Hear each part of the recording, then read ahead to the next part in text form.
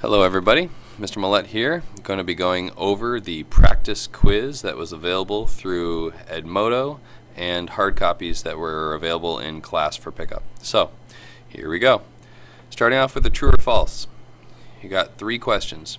It says here a cyclist travels 20 kilometers in 2 hours and her average speed is 10 kilometers an hour. You'll remember that when dealing with speed, and let me just change this here. We're dealing with distance divided by time. And the average speed would be total distance divided by time. So we can still play the rules here because they're only giving you 2 bits of data. So what's my distance? Well, my distance here is 20 kilometers. That's my distance. My time is 2 hours. So we're going to have 20 kilometers divided by 2 hours. Clearly that's going to yield 10 kilometers per hour. And if we look back at the original sentence, you'll notice, voila. So what's this going to be? This is going to be true. Next, number 2. A slanted line on a motion graph means that the object is at rest. Well, if I go and start up another one here, a slanted line. So here's my graph. We've got horizontal lines. We've got diagonal slanted lines as they're describing. It says here that an object would be at rest with a slanted line. Well, generally, if it's at rest, that's a horizontal line because that means there's no change in distance because distance is over here, time is on the bottom. But a slanted diagonal line like this would indicate a constant speed. And so this question here about it being at rest and a slanted line is definitely false. Alright, look at number 3 here. A child riding on a merry-go-round is accelerating because his direction is changing. Well, you remember acceleration is when things speed up, when they speed or slow down, and last but not least is change, delta, change in direction. And so a child on a merry-go-round is definitely changing direction as they're constantly going in this direction, now they're going in this direction, now they're going in this direction, and so on and so forth. So they're changing direction all the time. So this here would be true. Excuse me. Alright. Next up, multiple choice. Let's go and bring this down a little bit further here. Alright, when an object's distance from another object is changing. Well, by definition, speed, or better yet motion, you'll remember, is determined by the distance changing between 2 objects. So point A, point B, if that distance changes, we have indeed it's in motion, so that's going to be an A. Number 5, speed equals distance divided by time. You heard me 2 seconds ago. Speed is equal to distance divided by time, so A. When you know both the speed and direction of an object's motion, you know the speed and direction. Anyone remember what speed and direction gets us? You are correct. It is velocity, so that's going to be D. Alright, in a graphing motion, the steepness of the line slope depends upon, well, if you have a gentle slanted line and then you have a steep slanted line, what's going to change that? How quickly or slowly the object is moving. Beautiful. First answer. Let's see. We need to clear out this. Go on to number 8. Alright. Number 8, to determine the acceleration rate of an object, you must calculate the change in velocity during each unit of. Well, sorry to remind you, but acceleration is equal to velocity final minus velocity initial divided by what? Time. So that's going to be a B. Number 9, our class hopped on an airplane to Hawaii, and the plane starting from rest reaches 120 miles at the end of the runway velocity. It takes the plane 6 seconds to reach the end of the runway. What is the plane's acceleration? Well, acceleration we just saw above. Velocity final, well, its velocity final is 120 because that's its speed at the end. Its initial is 0 and it took 6 seconds. So what's 120 divided by 6? Well, it's 12 divided by 6. That'd be 2. So 120 divided by 6 equals 20. There's our answer, D. Cruising on here to number 10. We're all on a train that travels 100 kilometers in 4 hours. What is the average speed? Let's see. Distance divided by time. So 100 divided by 4. You'll notice that is 25, which that answer doesn't show here because that answer is actually over here, slightly underneath here. So I will tell you that it's going to be 25, and I'll just go and scroll the screen down so you can see. There we go. There's our answer. D, right there. 25 kilometers per hour. All right. Number 11. On a graph showing distance versus time, a horizontal line represents an object that is blank. Well, come on, you remember that graph we just saw a couple moments ago. A horizontal line would indicate no change in distance over here over time, and so that would mean there is no movement at all, not moving. D. Come on, D. All right. Number 12. The moon accelerates because it is, well, it's in a vacuum in space. That's nice, but that's not why it's accelerating. Continuously changing direction. A very large sphere, constantly increasing its speed of orbit. Well, if it was constantly increasing its speed of orbit, eventually it would fly off and out of our orbit, and then we'd have no moon, which would then cause change in tides. So that's not the case. But acceleration is the big thing here. And so which one of these has to do with acceleration?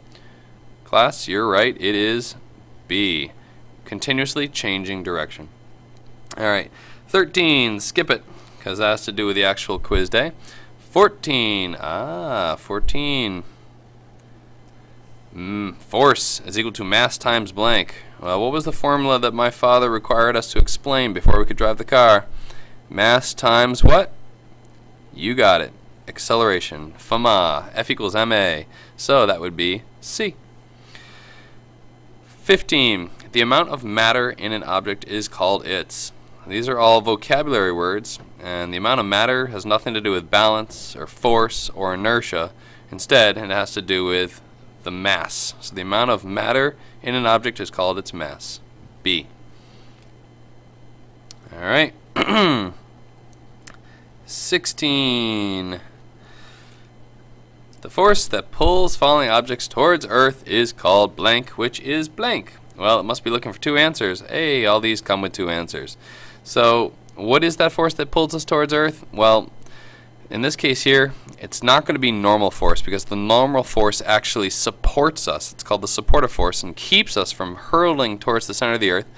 And what is pulling us? That is indeed gravity. The question then asks, what's the acceleration of gravity, which is blank? Well, what is the acceleration of gravity? You'll remember it's 9.8 meters per second per second. Well, rounding, there's our 10. Let's go with B. 17. In the image on the whiteboard, skip it. Good luck on the quiz, it'll be there. 18. In the image above, what is the velocity of the runner if viewed from an observer not on the train but from the side? We've got 30 and we've got 10. Well, if they're in opposite directions, what are you supposed to do? Add or subtract? You got it. You're going to be subtracting. So that's going to be 30 minus 10 gives me 20. And which velocity is greater? That would be to the left. So we're looking for 20 to the left. Runner moves left at 20. There it is. D. 19. If we were all standing on the edge of a cliff and dropped a ball, what would be its speed in 4 seconds? Well, you just heard me say a second ago up here that gravity is 9.8. So if we're dealing with a rock being dropped and there's no air resistance, at 0 seconds, it's going 0 meters per second. At the end of 1 second, it's going how fast? It'd be going 10 meters per second. 2, 20, and so on and so forth, such that at 4 seconds, it would be going 40, which would be C. All right. Let's head on over to numbers 20 through 25. There's number 20. Alrighty. Which of these is a unit that would be related to an acceleration? Well, the formula for acceleration, remember, was velocity final minus velocity initial divided by time. And velocity is a speed, so meters per second on the top, the denominator. And time would be seconds. Hey, check it out. Meters per second per second. That looks like this one right here, B. All right, number 21, go to the front table and pick up a spring scale in the mass. What is the supportive normal force? Well, the big thing here, if gravity is down, normal force would be up. So we need to remind ourselves that. Also, check these things out.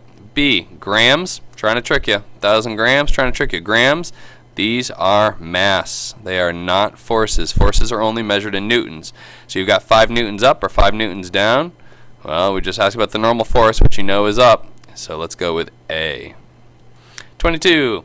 If you wanted to accelerate a mass of 5 kilograms at 20 meters per second, what force would you need, assuming no friction or air resistance? F equals ma. 5 times 20. What do I need? 100 newtons. You got it. 23. If we shot an arrow up into the sky, at what height would it stop moving if it was fired at 20 meters per second? Well, I'm going to show you right over here that at 0 seconds, it was going 20 meters per second. And at 1 second, it's now decreased because it's being shot up. So it's decreased by 10, so now it's going only 10 meters per second. What's the average between 10 and 20? 15 meters. Good. At 2 seconds, what's our speed now? Well, 10 minus 10 would be 0. Remember, it's slowing down. What's the average of 0 and 10? That's going to be 5, but we've already gone 15, so 15 plus 5 is a total height of 20 meters. So our best answer here would be 20 meters, which is C. 24. I need to roll on down to 24. Here we go.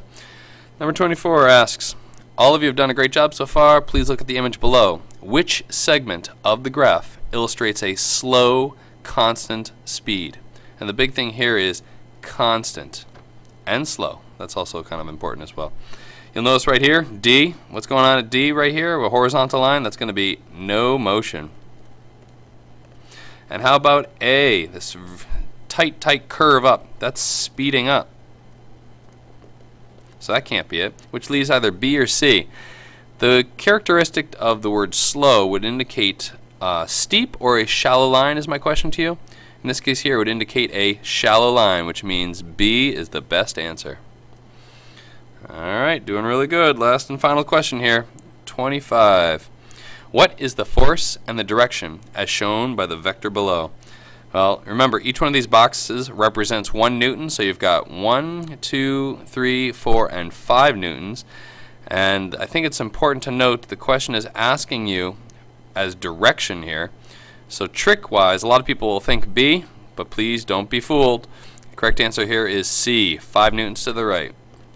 And that's that. So hope everyone did okay on this practice quiz. Remember, the regular quiz looks pretty good, pretty much like this. So hope everyone did a good job, and good luck on tomorrow's quiz. If you choose to take it Wednesday, of course. Otherwise, you're taking it on Friday.